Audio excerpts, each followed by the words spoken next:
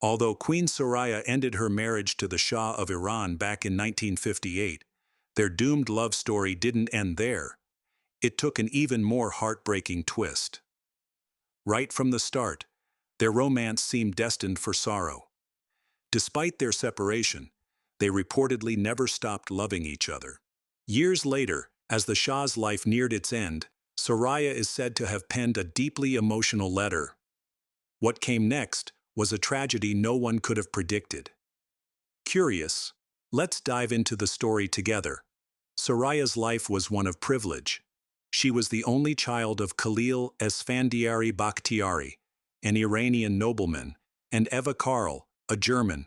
Her childhood was steeped in luxury, split between Berlin and Isfahan while attending elite finishing schools. But beneath her polished exterior was a fiery personality. She was known for her bluntness, not hesitating to lash out if provoked.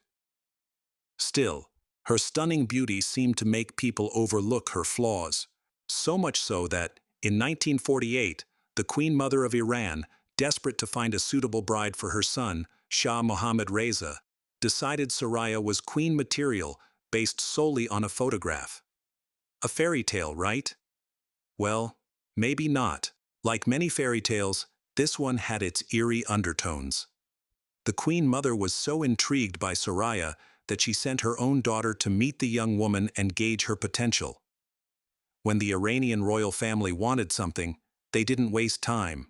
Despite Soraya's modest educational credentials, they whisked her off to Tehran. In reality, it was a formal audition for the role of queen. One moment changed everything. When Shah Mohammad Reza walked into the room dressed in his impeccably sharp military uniform, Soraya was instantly captivated. She later described him as magnificent. The Shah, for his part, was equally taken with Soraya. He became infatuated and was ready to propose on the spot. For starters, Mohammad Reza was in his 30s, making him more than a decade older than Soraya. His family dynamic was equally troubling. His father had treated him harshly in an effort to toughen him up, while his mother was controlling and possessive. And then there was his romantic history, hardly a clean slate. Before meeting Soraya, he'd been married to the stunning Princess Fawzia of Egypt, a union that became synonymous with public scandal and heartbreak.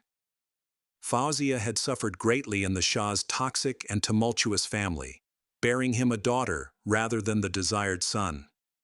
Despite all of this, Soraya accepted his proposal. To this day, there's lingering confusion about her age at the time. Official accounts claimed she was 18, but many believe she was as young as 16. Their wedding date was set for December 27, 1950, but fate intervened. Just before the ceremony, Soraya contracted typhoid and became gravely ill. The palace had no choice but to postpone the nuptials. However, what stood out during this difficult period was the Shah's surprising reaction. Though disappointed by the delay, he devoted himself to Soraya during her illness, making daily visits to her bedside. Every day, he left a jewel on her pillow as a token of his affection.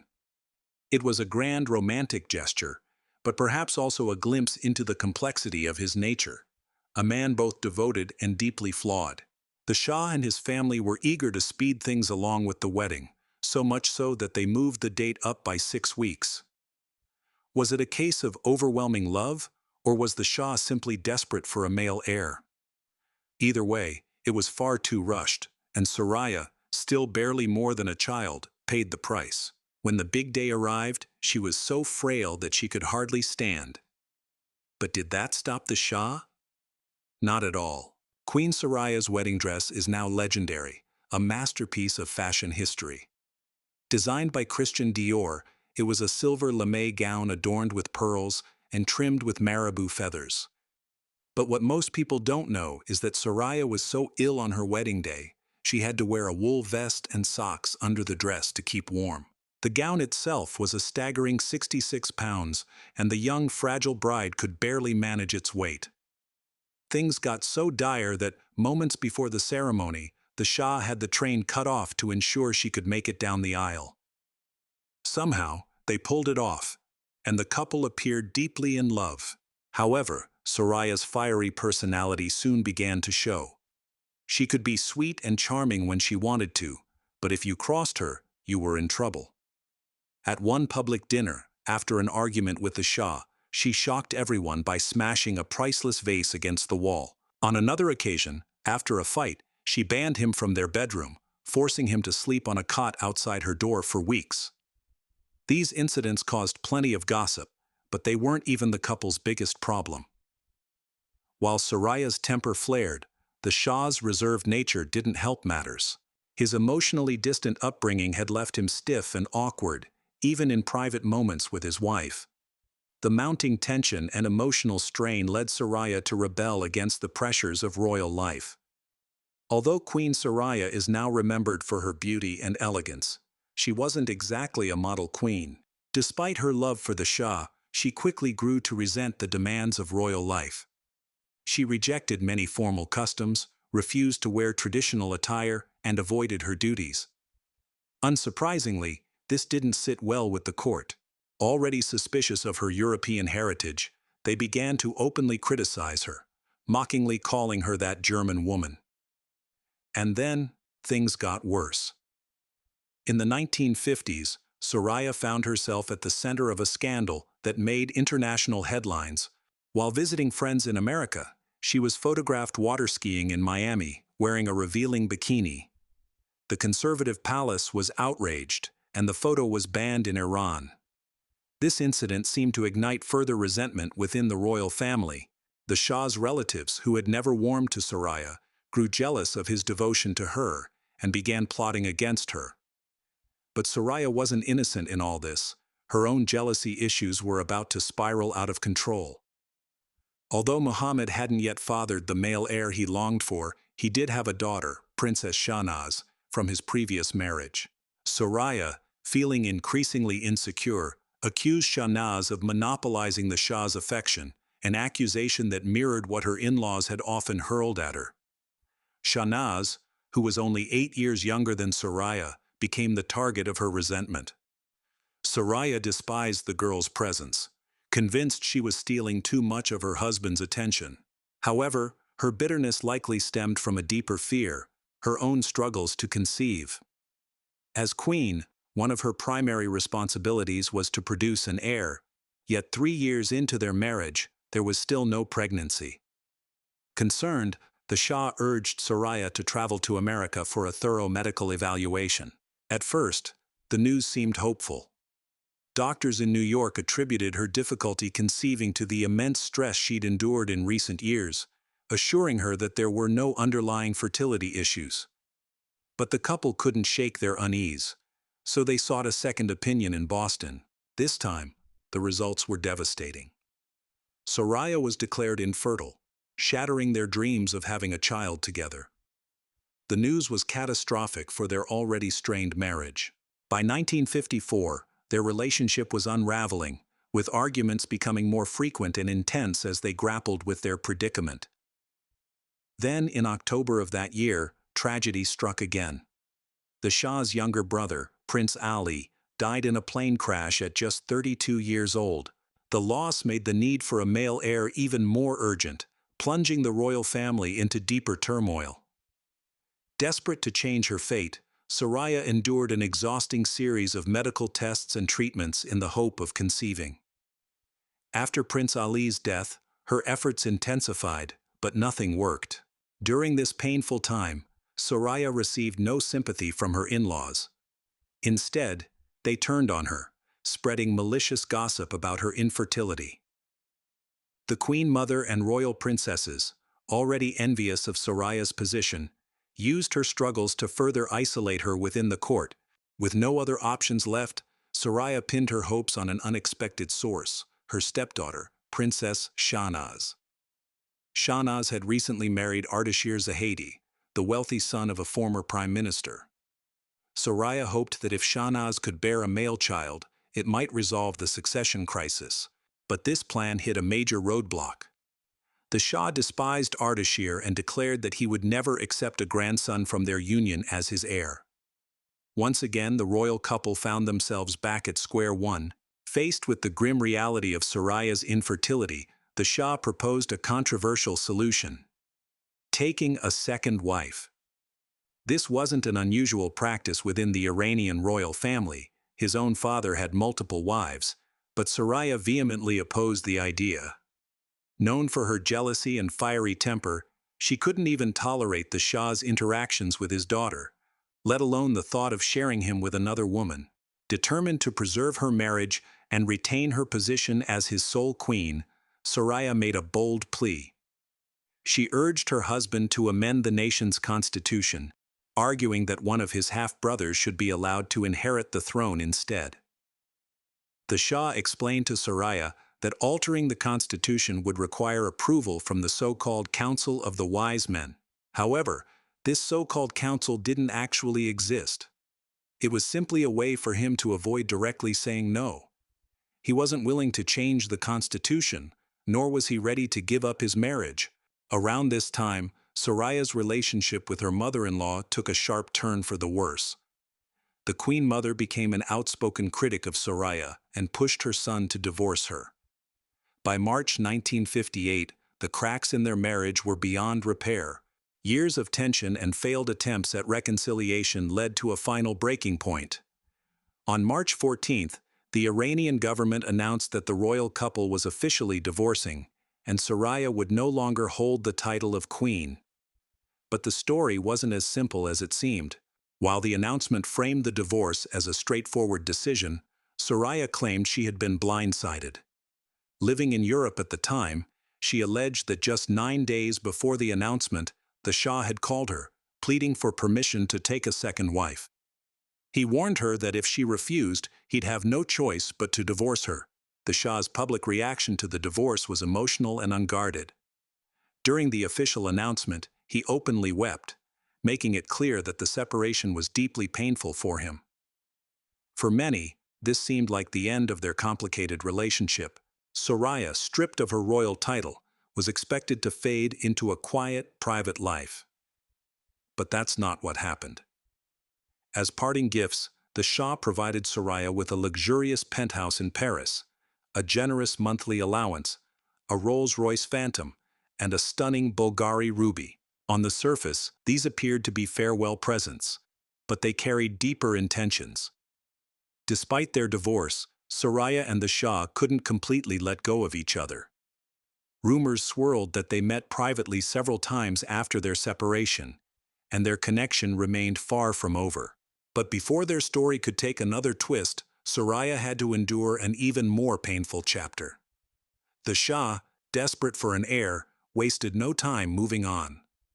In 1959, just a year after their split, he married Farah, a young and reportedly fertile woman, in a grand ceremony. The world eagerly watched to see if the new queen could succeed where Soraya had struggled. For Soraya, the outcome was devastating.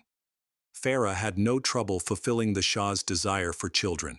By October 1960, less than 2 years after their wedding, Farah gave birth to a healthy baby boy, Crown Prince Reza.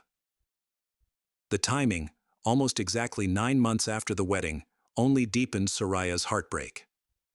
Farah's ability to provide the Shah with an heir was a cruel reminder of what Soraya could not give him, and it cemented her place in the shadows of the royal family's legacy. After her tragic fall from grace as the Queen of Iran, Soraya embarked on a surprising second act as a Hollywood actress.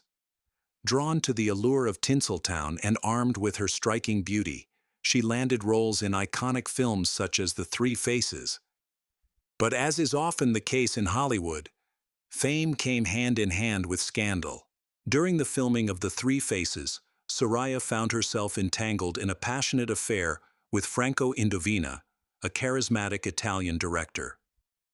It seemed clear that Soraya was desperate to leave behind her royal past and lose herself in this fiery romance. After all, she deserved a fresh start, but there was a catch. Soraya had a tendency to dive headfirst into love. She even referred to him as the second great love of her life. The problem? Indovina was already married.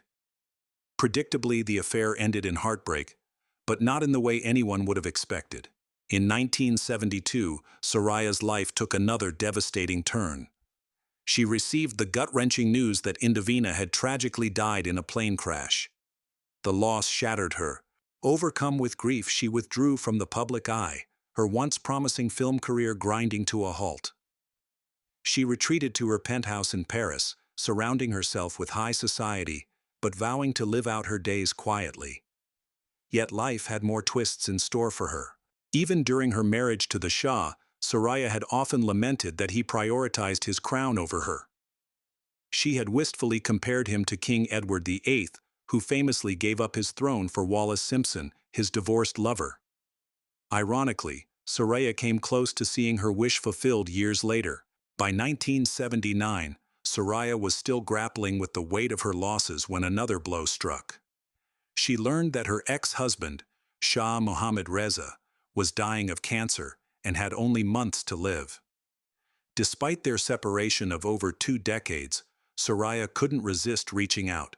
In a deeply emotional letter, she revealed a secret she had carried for years.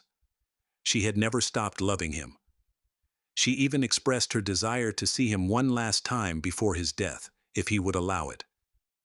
Mohammad Reza's response was equally poignant. He admitted that he, too, still loved her and longed to say goodbye in person. To make it happen, he planned to meet her in secret in Cairo, away from his current wife. Tragically, the reunion never took place. The Shah passed away before they could arrange their final farewell, leaving their love story forever unresolved. Soraya's brief 7-year reign as queen was no less tumultuous than the rest of her life. While she struggled with the heartbreak of infertility, the Shah faced mounting political turmoil. Iran's prime minister, Mohammad sought to strip the monarchy of certain powers, creating a tense standoff. When the Shah refused to comply, Mossadegh resigned, and chaos erupted among his supporters, some even calling for the Shah's assassination. As the Shah sank into despair, Soraya took a very different approach. She reportedly channeled her inner Lady Macbeth, growing frustrated with her husband's indecision. She urged him to take bold action and stage a coup against the government. When he refused, her response was cutting. She told him he disgusted her. In a later confession, she admitted she could no longer tolerate the man he had become. Soraya's life was a whirlwind of passion, heartbreak, and drama, marked by her relentless pursuit of love and her refusal to fade quietly into the background. Even in her darkest moments, she remained a figure of strength, a true queen in every sense of the word. Throughout her life, Soraya faced criticism from many Iranians who believed she harbored prejudice against their culture. The reality, however, turned out to be even more disheartening. Struggling with her nomadic upbringing, she seemed to gravitate toward Western. By 1980, Soraya had experienced love and loss 3 times, twice with the same man. After the Shah's death, she became a shadow of her former self, emotionally shattered. She spent her remaining years in the upscale Élysée neighborhood of Paris, maintaining a social circle of duchesses and celebrities while keeping a low profile. But when her life came to an end, it was far from the graceful exit one might expect. On October 26, 2001, Soraya was discovered lifeless in her Paris apartment. The cause of her death remains a mystery to this day, with no clear answers about the circumstances surrounding it. The silence surrounding her passing has left lingering questions, creating an air of unease. Just a week later, her younger brother Ban also passed away. Before his death, he reportedly mentioned that losing his sister left him feeling utterly alone. The close timing of these family tragedies has sparked suspicions of foul play, adding another layer of intrigue to an already mysterious story. Soraya's life, marked by love, loss, and exile, has drawn comparisons to the star-crossed lovers of Romeo and Juliet. Her tale continues to captivate, earning her the haunting moniker of the sad-eyed princess, a name that reflects the sorrow woven into her royal downfall.